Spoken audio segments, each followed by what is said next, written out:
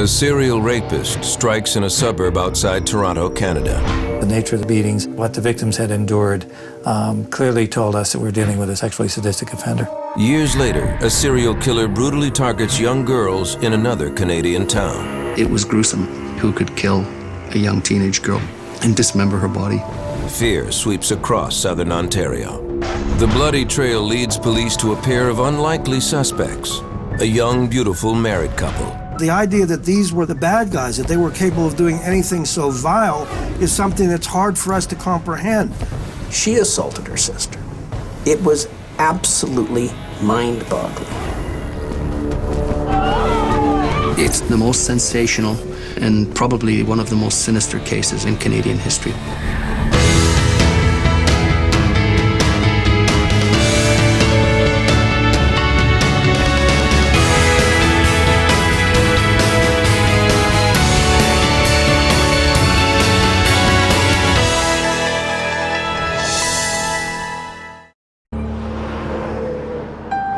Saturday, June 29, 1991, at a quiet recreational area near the town of St. Catharines in Ontario, Canada, some fishermen make a horrifying discovery. At one end of Lake Gibson, they notice several concrete blocks partially submerged in the water. They take a closer look and are shocked to find what appear to be pieces of human flesh protruding from the cracks. Niagara Regional Police searched the murky waters for more clues. They find a total of 8 concrete blocks. Each contains body parts. We believe the party to be a female, young female. It could be between 14 to 24 years of age. The victim is identified as 14-year-old Leslie Mahaffey from the nearby town of Burlington. She had been missing for 2 weeks. The same day her body is found, a young couple exchange wedding vows 16 miles away in the quaint town of Niagara-on-the-Lake. Their fairy tale wedding is complete with a horse-drawn carriage. At face value, it was a beautiful wedding, but if you talk to the friends and the relatives, everybody knew that it was just a big charade. 21-year-old Karla Homolka and 26-year-old Paul Bernardo appear to be the perfect couple, but friends and family suspect Paul has been unfaithful. What they don't know is far worse. April 16, 1992. Less than a year after Paul and Karla's wedding, 15-year-old Kristen French goes missing from her hometown of St. Catharines. 2 weeks later, on April 30th, 1992, Kristen's parents' worst fears are realized. A man searching for scrap metal finds the body of their daughter in a ditch on the side of the road in Burlington. Kristen had been sexually assaulted, beaten, and strangled. Her body was dumped less than a quarter mile away from the cemetery where Leslie Mahaffey was buried a year earlier. Police consult with FBI profiler Greg McCrary. They suspect there may be a connection between the 2 young murder victims. Those crimes are very unusual, to abduct and murder young women. And there was a sort of a polarization here. One was abducted in Burlington and the body was in St. Catharines. The other was abducted in St. Catharines and the body was found in Burlington. It sort of connected the crimes geographically at that point. The location of the bodies and the viciousness of the attacks lead police to suspect this is the work of an experienced killer. This was no kid that was just starting a criminal career. This is somebody who had developed a degree of criminal sophistication over the years. Police also believe the culprit may have an accomplice after eyewitnesses report seeing the victim talking to 2 people just before she disappeared. What no one could imagine is that police would eventually tie the crimes to these seemingly innocent, beautiful newlyweds. They were attractive looking, they were intelligent, they were in love. The idea that these were the bad guys, that they were capable of doing anything so vile, is something that's hard for us to comprehend. Paul and Karla would be linked to not only the murders of Leslie Mahaffey and Kristen French, but also the killing of Karla's own sister and the rapes of more than a dozen other women in southern Ontario. Their story would generate headlines around the world about the systematic failure of police to catch them and the couple's intense obsession with each other. When Karla Homolka first met Paul Bernardo, she was a 17-year-old high school student who worked part-time at a pet store. He was 23, training to be an accountant, and would soon graduate from the University of Toronto. October 17, 1987, Karla is attending a pet food convention in the town of Scarborough, outside of Toronto. She and a co-worker are having a late-night snack in a hotel restaurant when Paul walks in. As soon as Paul Bernardo walked in the door and laid eyes on Karla Homolka, there was, as the friends describe it, there was electricity in the air. It was love at first sight or lust at first sight, whatever you want to call it. Paul stands over 6 feet tall with boyish good looks and captivating charm. Karla is immediately attracted to his handsome appearance and his outgoing personality. Within hours, they are in her hotel room having sex. My sense is that Karla was extremely insecure and was looking for a strong man. Their intense attraction will eventually spiral out of control with horrific consequences. They call it a match made in heaven, but in this case it was clearly a match made in hell.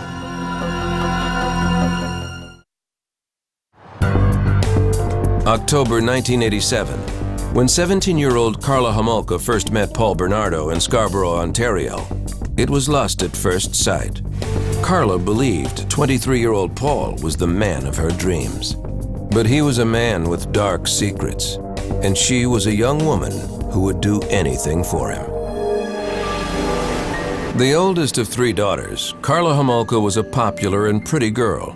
She grew up in St. Catharines on the southern shore of Lake Ontario. In high school, Karla had several boyfriends, but no one like Paul Bernardo. He was 6 years her senior, and in her mind, the perfect catch. She bragged to friends about his maturity and good looks, and Paul was quite taken with Karla, too. It was a perfect match for Bernardo. He'd found his soulmate. He'd found the woman who would do anything, and ultimately she did do anything.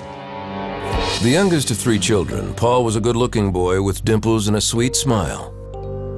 But behind the happy expression was a little boy who had a difficult childhood. His mother was verbally abusive. His father, Paul discovered, was not his biological parent. This startling revelation occurred when Paul was 16.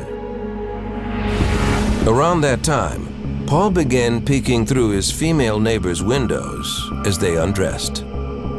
As he grew older, Paul's curiosity slowly escalated into something more aggressive. It would appear there's something very different in terms of his sexual makeup. From what I can glean, he wasn't necessarily a man who was terribly aroused by consenting sexual activity. Paul Bernardo tried to keep those sexual tendencies hidden. In September of 1983, he began taking classes at the University of Toronto at Scarborough. By all accounts, he was well liked by friends and neighbors. One of the most horrifying things is that he seems so normal.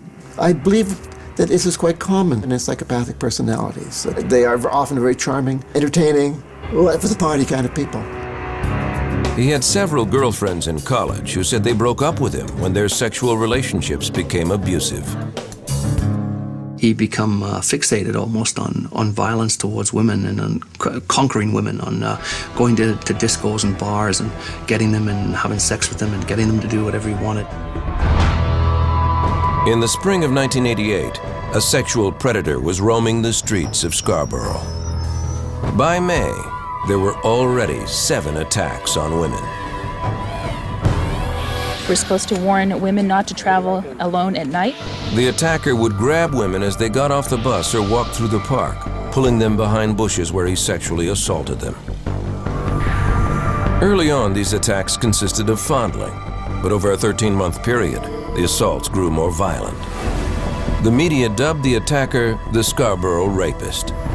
Women were forced to perform intercourse, oral sex, and sodomy, and were sometimes beaten.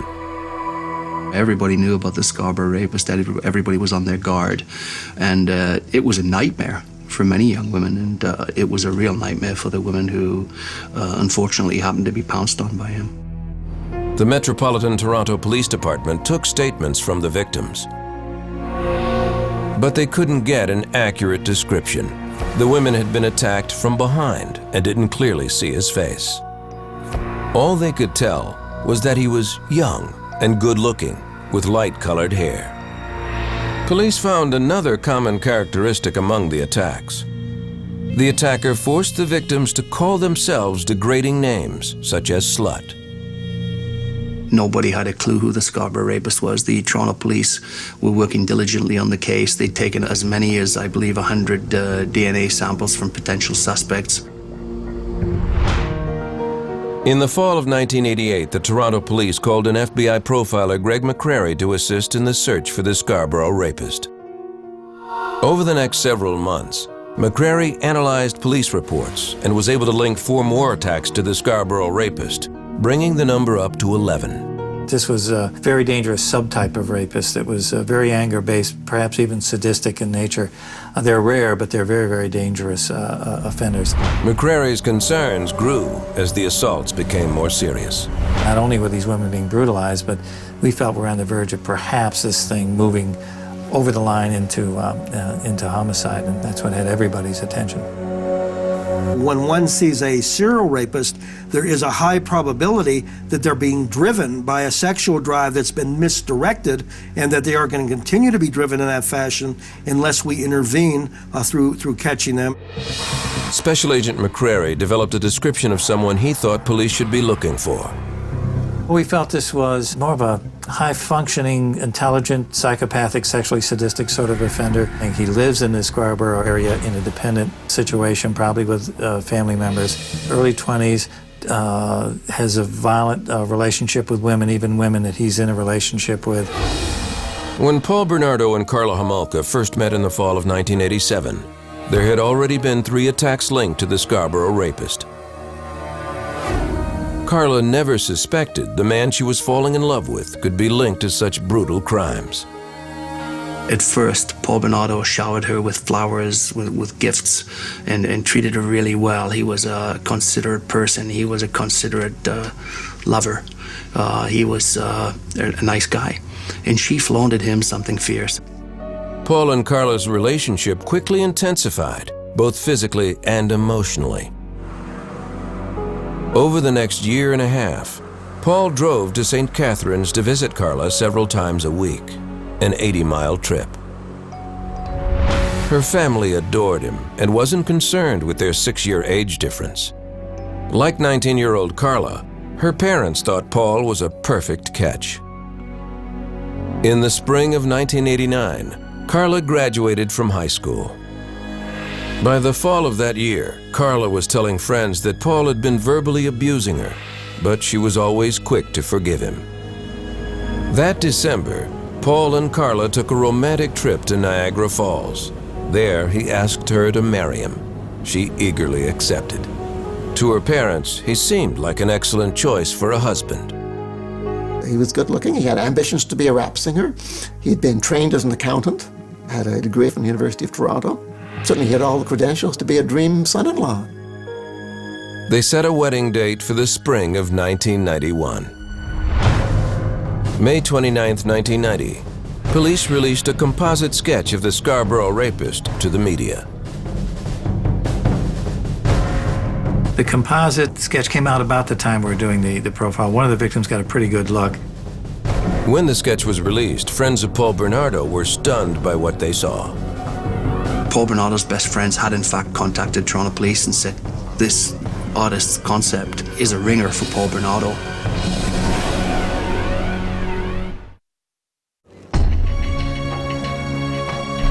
During the summer of 1990, a serial rapist is terrorizing the Toronto suburb of Scarborough. Police release a composite sketch of the suspect. Metropolitan Toronto police stations are flooded with calls.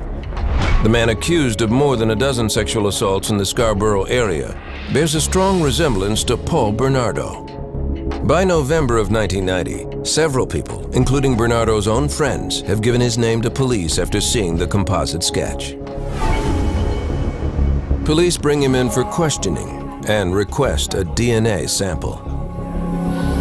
The sample is sent to the Center of Forensic Sciences in Toronto, where it is put on a shelf with hundreds of other samples waiting for testing.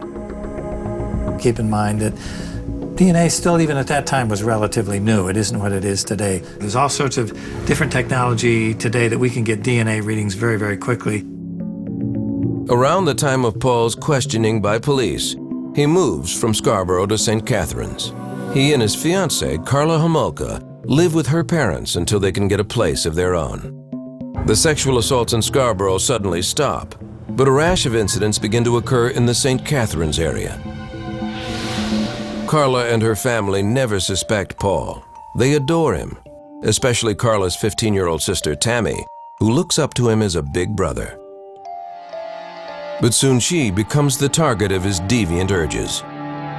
Secretly, he wasn't just the brother that she never had. He was also, ogling her and salivating over her, and she was the virgin that Karla wasn't. Paul begins to pressure Karla for the one thing she's unable to give him. While Karla wasn't a virgin, the closest person to her who was a virgin was her youngest sister, Tammy. Desperately wanting to please Paul, Karla agrees to drug her younger sister so Paul can have sex with her. Part of her reasoning is that she'll give him Tammy's virginity in place of her own. It will be Karla's Christmas present to her fiancé. December 23, 1990. After the rest of the Homolka family goes to bed, Paul and Karla invite Tammy to stay up late and have a few cocktails. What Tammy doesn't know is her drinks are laced with sleeping pills purchased by Karla. She used an animal tranquilizer in order to keep her sedated while the two of them participated in this rape. Karla uses another drug stolen from the veterinary clinic where she works to keep her sister unconscious. She soaks a rag with the drug halothane and keeps it over her sister's face while Paul rapes the young girl. They videotape the entire episode. All this happens while the rest of the family is asleep upstairs. Most people videotape their family holidays and their children's first, their second, third, and so on birthday. But he liked to videotape, in his eyes, his sexual contrast. Paul then orders Karla to assault her own sister. On videotape, Paul rapes her, and so does Karla. Sex with her own sister. But the plan turns deadly. After Karla rapes her sister, Tammy begins to vomit and chokes. Paul and Karla quickly dress her, hide the camera, and call 911.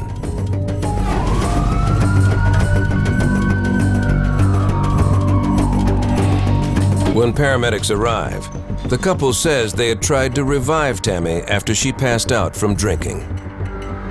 Tammy is taken to the hospital, where in the early hours of Christmas Eve, she is pronounced dead. It never crossed anybody's mind that her own sister had participated in the killing. Although doctors find a mysterious burn mark on Tammy's face, where Karla held the halothane-soaked rag, they conclude that she died of natural causes. Paul and Karla claim the mark as a rug burn caused by their attempt to revive Tammy. Karla's parents view the death of their youngest child as a tragic accident, something that could happen to any teenager. Everybody kind of took it at face value, so to speak, and wow, accidental death. Kids do drugs, kids drink. How unfortunate, how tragic. A month later, Karla and Paul move out of the Homolka house and into their own home. They move into this two-story bungalow in Port Dalhousie, a small town near St. Catharines.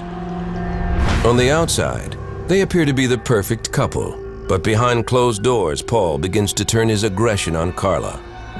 He teases Karla that he is the Scarborough rapist and begins physically abusing her. Any thoughts Karla has of leaving Paul are diminished by her insecurities and fear that he will tell her parents about her involvement in Tammy's death.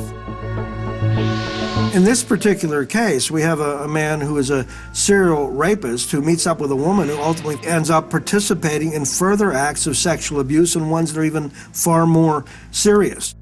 Paul Bernardo had given a DNA sample to police more than 2 months earlier, but it still hadn't been tested. Anytime offenders come into contact with the police and they don't end up in handcuffs, they're emboldened. They think they're better, smarter than the police.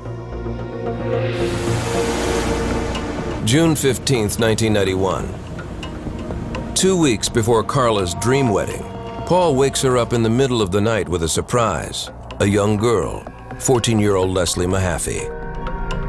He had abducted Leslie from her own backyard, luring the teenager into his car with a cigarette.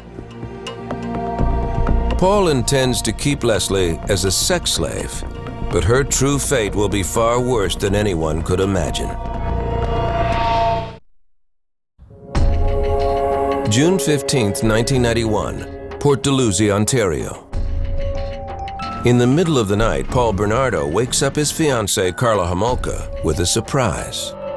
With him is 14-year-old Leslie Mahaffey, a young girl whom he abducted and intends to keep as a sex slave. Together, the couple holds the young girl captive in their home, repeatedly assaulting her, all the while recording the attacks on videotape. After less than 24 hours, they strangle her, then cut up her body and encase the pieces in concrete blocks before dumping them in nearby Lake Gibson.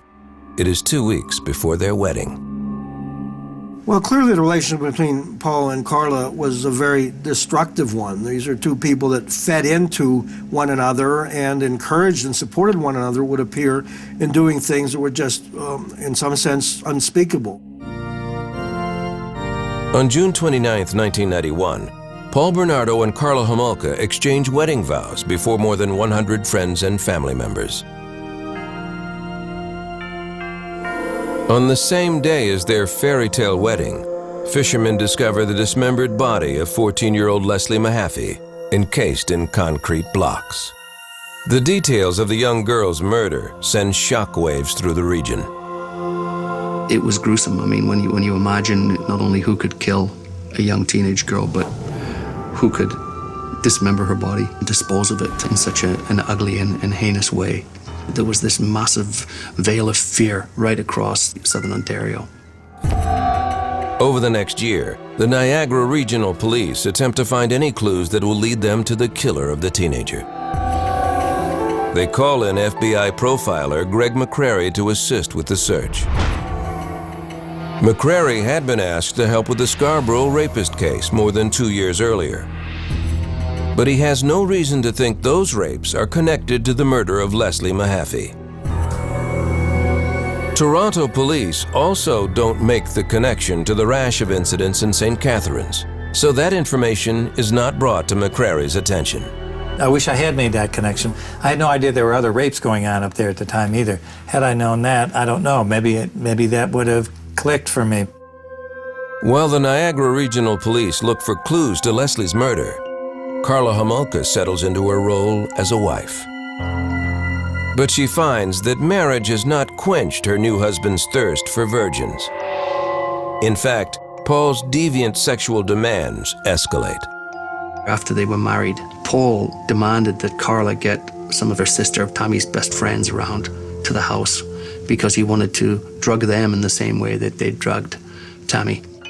Over the next year, Karla entices several young girls into their home. The newlyweds drug and sexually assault the girls. But unlike Karla's sister Tammy, these girls survive, regaining consciousness with no memory of the assaults.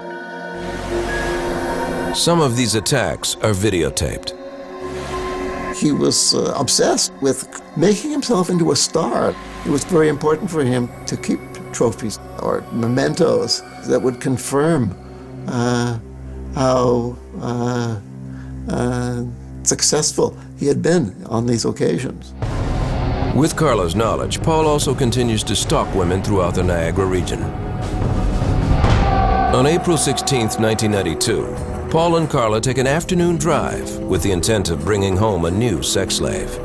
They are only a few miles from their own house when the couple spots 15-year-old Kristen French walking home from school. They turn into a church parking lot and wait for the girl to pass by. Karla was sitting in the passenger seat of Paul's Nissan, and she said to Kristen French, "Excuse me, could you help us with directions?" And she had a map out, and poor Kristen had no idea what was about to happen to her. The couple shoves Kristen into the car and drives the short distance back to their Port Dalhousie home. It is not long before Kristen French is reported missing. Local police begin to investigate. We have no doubt from eyewitnesses that Kristen was abducted from that parking lot. Witnesses tell police they saw the girl with two people in the church parking lot. They also report seeing the three drive away in a beige Camaro. In response to public fear about an attacker on the prowl, the Niagara Regional Police put together a team of investigators called the Green Ribbon Task Force. They examine eyewitness accounts about a beige Camaro and reconnect with Special Agent Greg McCrary. It was a big hunt for this beige Camaro. Eyewitnesses were rock solid about seeing this beige Camaro. Police do not know at the time that this is a false lead. Paul Bernardo drives a gold Nissan. It's always a dilemma for law enforcement because we know eyewitness identification. It's been shown time and time again to be faulty. But you've got people witnessing the abduction and describing the car. You've got to go look for that car. The media begin to link the disappearance of Kristen French with that of Leslie Mahaffey 1 year earlier. I'd been a reporter for maybe 15 years at the time, and all of my instinct, all of my experience told me that this was really bad, that this was going to be a major, major story. Kristen's father appears at a press conference, offering hopeful words to his only daughter, should she be watching. We want to know that we are thinking of you and that everything can be done is being done. And we'll get you back real quick. Greg McCrary develops a profile of the suspect. I described him as being a white male in his late 20s, probably with a history of sexually violent crimes, a history of domestic violence. He would beat his domestic partners. Based on eyewitness reports that there were two offenders, McCrary hopes that maybe he can get through to one of them. If we can drive a wedge in between them, there's likely to be a falling out, and we would like to very much be able to facilitate that. Paul and Karla keep Kristen French for several days, raping, sodomizing, and beating her. They videotape the assault to add to their collection. Finally, they strangle her.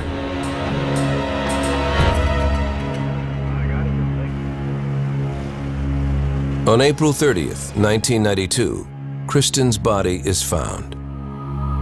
Paul Bernardo has left the body of the St. Catherine's teen more than 30 miles away in the neighboring town of Burlington. Her body is discovered in a ditch near the cemetery where Leslie Mahaffey was laid to rest. While authorities attempt to link the two cases, local media feed the public's hunger. I mean, we covered it extensively, probably more than any other paper, but there was an audience and an appetite for that. As the hunt for a possible serial killer monopolizes the news, Paul and Karla's relationship becomes even more violent. In January 1993, a severe beating at the hands of Paul sends Karla to the emergency room.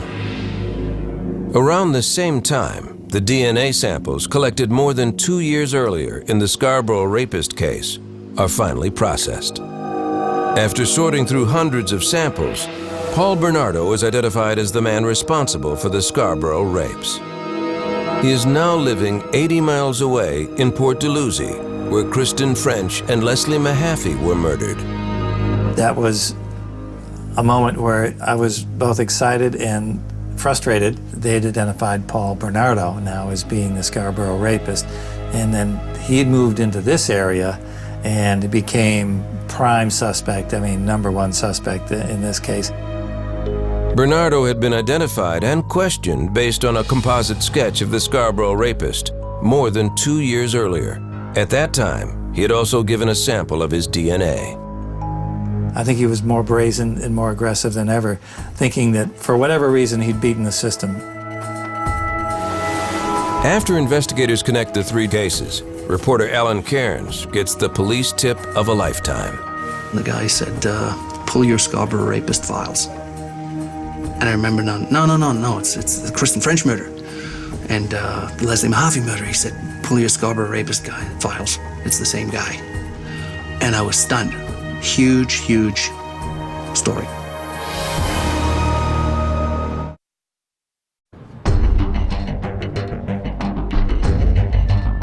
January 1993, Port Dalhousie, Ontario. Paul Bernardo and Karla Homolka get into a violent fight, landing her in the hospital with severe injuries. Paul had attacked Karla with a flashlight, leaving her with 2 black eyes, a broken rib, and severe bruising. After less than 2 years of marriage, she decides to move out. Around that same time, Toronto police contact Karla to discuss the DNA results of the Scarborough rapist case. After more than a 2-year delay, officials have identified her husband, Paul Bernardo, as the Scarborough rapist. Police suspect there may be some connection to the murders of Kristen French and Leslie Mahaffey, but have few leads. To question Karla, they bring along members of the Green Ribbon Task Force, the team investigating the murders of the girls.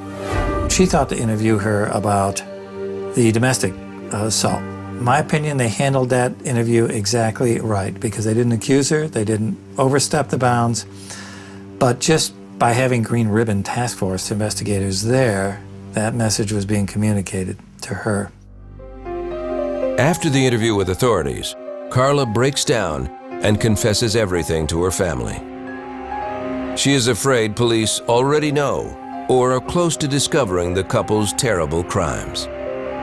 On her parents' advice, Karla gets an attorney and tells him that Paul is the Scarborough rapist. She also admits to their being involved in the deaths of Leslie Mahaffey, Kristen French, and her own sister, Tammy Homolka. Karla holds the key to putting away one of Canada's most notorious serial rapists and killers. But she will only agree to testify against her husband in exchange for a reduced sentence for herself. Her attorney began to cut a deal, and that, of course, was of tremendous interest, to all the investigators, being able to shed some direct light on these murders and what was going on. Karla makes a full confession to police. She confirms that Paul is the Scarborough rapist, then places complete blame on him for the deaths of all 3 girls. She says that Paul forced her to be a part of the attacks against her will. Karla also tells them that all the physical proof they need is in the couple's house, on video. When it came together, it was the aha moment. It's the, it makes perfect sense now that you could see that escalation, the escalation that we dreaded early on in the Scarborough rapes. Word quickly spreads that there's been a break in 3 of Canada's biggest unsolved criminal cases: the Scarborough rapist and the murders of Kristen French and Leslie Mahaffey. Police know they have to move fast before Paul Bernardo tries to make a run for it. February 17, 1993, police arrest Paul Bernardo. Investigators begin searching his Port Dalhousie home. I will confirm for you this morning that we have obtained the search warrant. We entered the premise and began our work. During a 71-day search, police cannot find the videotapes, which Karla claims show the attacks on Leslie, Kristen, and Tammy. Karla's word is all prosecutors have to go on if they want to move forward and press charges against Paul Bernardo. Given her extensive knowledge of the crimes and her willingness to testify, Karla's attorney is able to arrange a plea agreement with prosecutors. They made a deal with Karla Homolka because they had no choice. They did not have direct evidence linking Paul Bernardo to the murder victims. In exchange for her testimony against her husband, Karla receives a reduced sentence for her involvement in the murders. The deal is kept secret from the public. June 28, 1993. Karla appears in court to face the charges against her. Although reporters are allowed in the courtroom, they are only allowed to report on the charges and a sentence. This restriction is uncommon in Canadian courts and frustrates many reporters. The publication ban actually spurred the media to write even more about what they didn't know, to write even more about their unanswered questions, and to stir up public indignation about the public right to know being denied. It suddenly dawned on us how big this case was and how brutal and how awful and how psychologically twisted this case was. In court, Karla's attorney portrays her as an abused wife forced to participate in her husband's criminal activities. Karla is convicted on manslaughter charges stemming from her involvement in the murders of Kristen French and Leslie Mahaffey. She receives 2 12-year sentences. The terms are to be served concurrently. She had received what everybody thought was described as the deal of the century. What she had participated in, though, was not generally known publicly. The light sentence causes widespread speculation about a secret plea agreement. Since her plea was not allowed to be publicized, it was inferred that it must have been a guilty plea. According to the government, the plea agreement and the full facts of the case are being kept secret to ensure a fair trial for Paul Bernardo. The public is divided about being left in the dark. Hear no justice, see no justice, speak no justice. The law's an ass. All we need to know is that justice is served. We don't need to know what the girls went through. Karla Homolka is sent to Kingston Prison for Women. In August of 1993, while in prison, Karla files for divorce. The next time she will see Paul is in court, testifying against him. It is then that the full shocking details of the couple's crimes will be made public. The interest in this case was not sparked so much by the brutality of the murders. It was essentially fed by disbelief that such an attractive man and such a beautiful young girl could team up and be involved in something so bad. I mean, the Americans coined them Ken and Barbie. And, there was something to be said about that. Ken and Barbie's darkest secrets will soon be revealed when the couple's missing videotapes finally surface.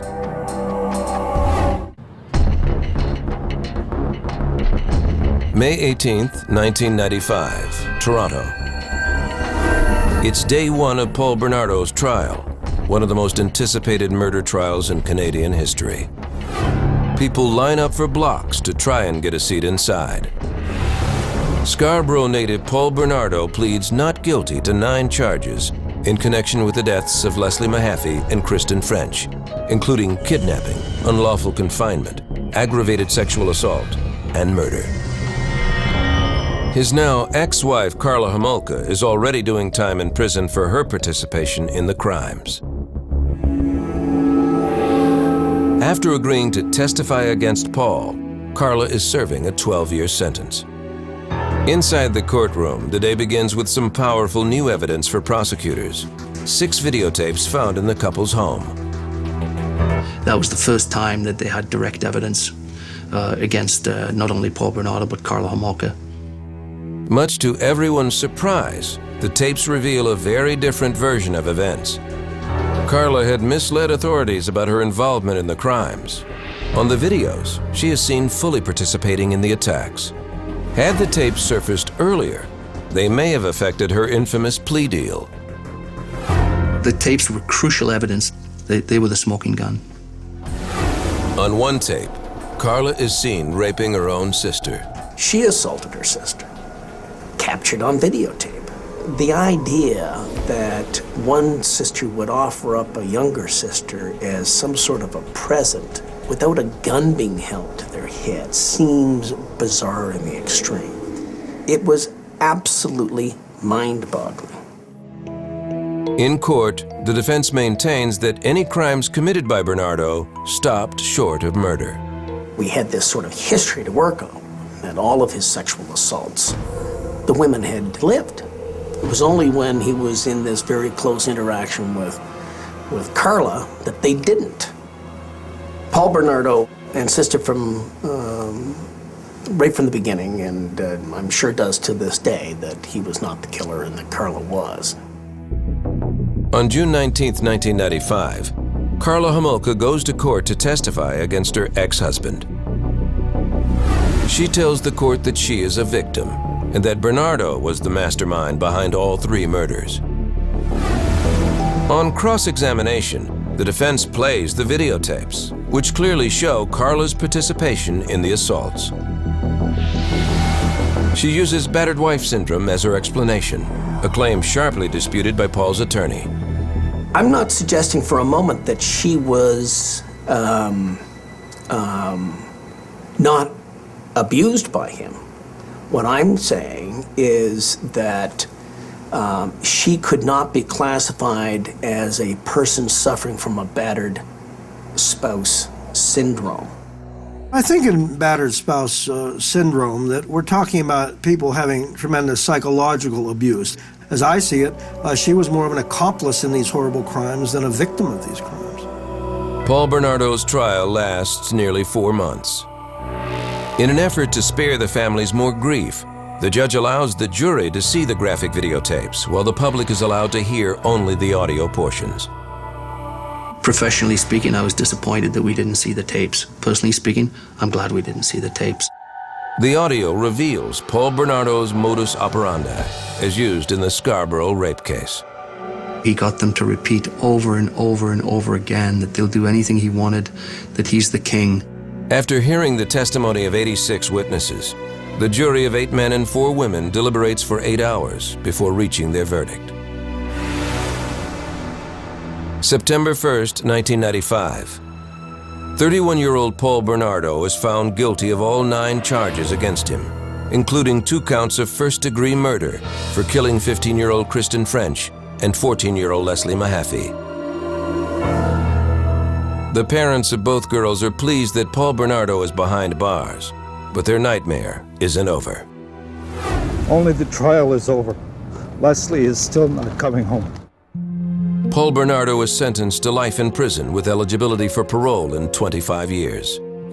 After his conviction, he also confesses to the manslaughter of Karla's younger sister Tammy and the sexual assaults of 14 other women in the Scarborough area.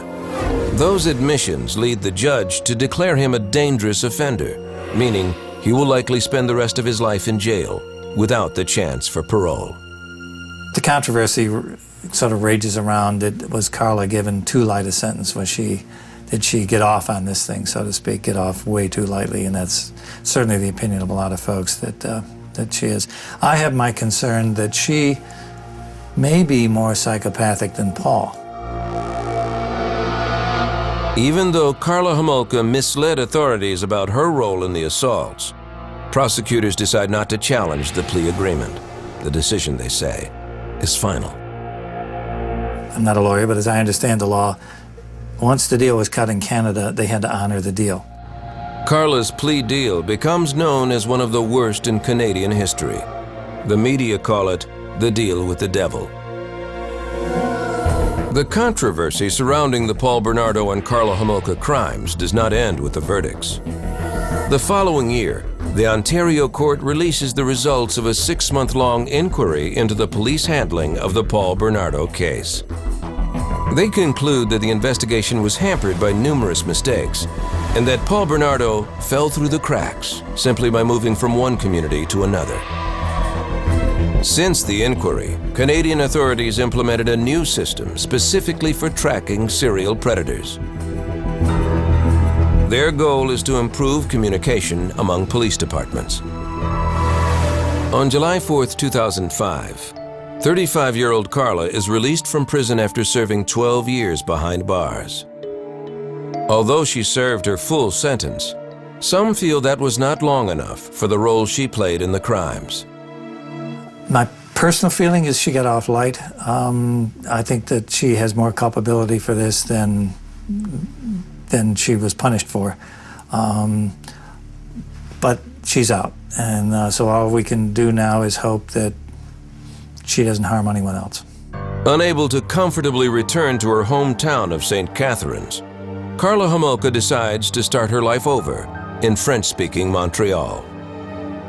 She could come out in Quebec, basically an unknown person, and she could get on with her life and become a normal person, and that's exactly what she's tried to do. Karla says she still has nightmares about the girls and feels remorse for what she did. She should be scrutinized. She shouldn't just be allowed to, ride off into the sunset. In February of 2007, less than 2 years after her release from prison, Karla Homolka gave birth to a baby boy. Karla Homolka has a tough life ahead. How do you deal with what happened there? And how on earth is she going to break it to her child what happened? She's out there in the community, and so we all, not only for her sake, but for all of our sakes, have to hope that she's going to do well. From my perspective, she had served her sentence. It was she's entitled to be released, and she's entitled to go about her life as best she can, and that's the way this system is. Would I want her living next door? No.